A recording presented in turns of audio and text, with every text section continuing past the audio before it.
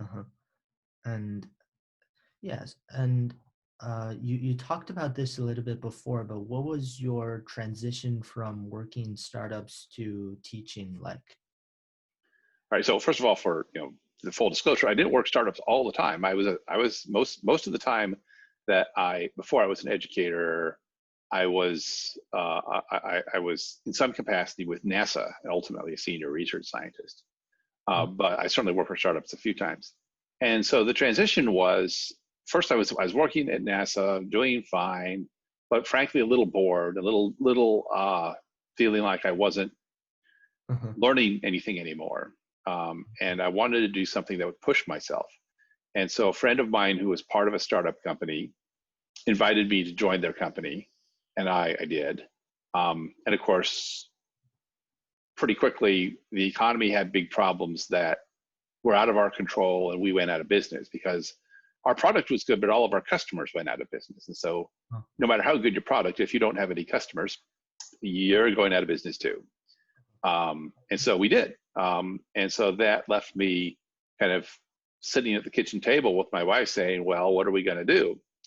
Because I could have gone and searched and found another engineering job somewhere. right. But the economy wasn't doing so well at the time. It would have been tricky for me to find a position that was very enjoyable, very rewarding. Um, Meanwhile, she was having a lot of success at work, but she was only working half time because she was the primary caregiver for our children. And so the solution was pretty obvious: have her go from half time to full time in a job she already loved, and they already loved her.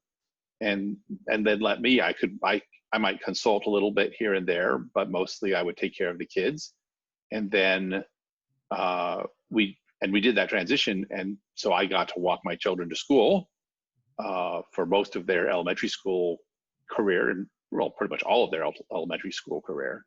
And my wife got to become a highly successful Silicon Valley technical leader, and so that now she's a principal scientist at Adobe.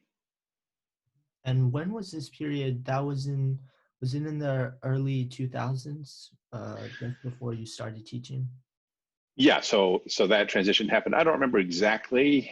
I think it was like early 2002 when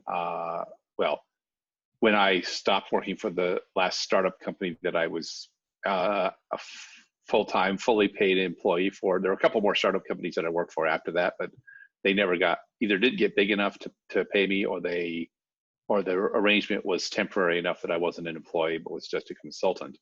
But in any case, yeah, it was about 2002 that I uh, went to becoming stay-at-home dad, Mhm. and then took care of the kids and stuff. And taking care of the kids got easier as time went on.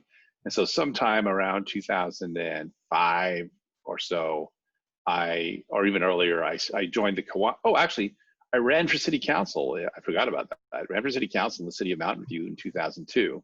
Lost, Oh, and that was good because if you're on city council, it's really bad for your health. I mean, I think those people, it's a big sacrifice just have to sit at the table in the front of the room for 4 hours, 5 hours, 6 hours every right. week or so, and it's just you could just see them. They just, I mean, as much as they take care of themselves, otherwise, is you just look worse and worse if you're sitting up there like that. And so I was glad to not have become a city councilor, and worked to support the community by joining the Kiwanis Club and becoming the president of that organization, and joining the PTA and becoming the president of that organization.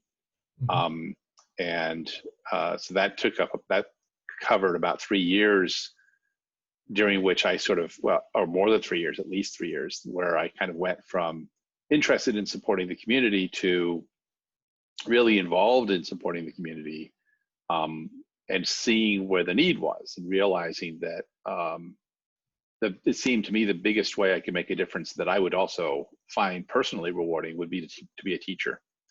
And so I began that transition in 2008.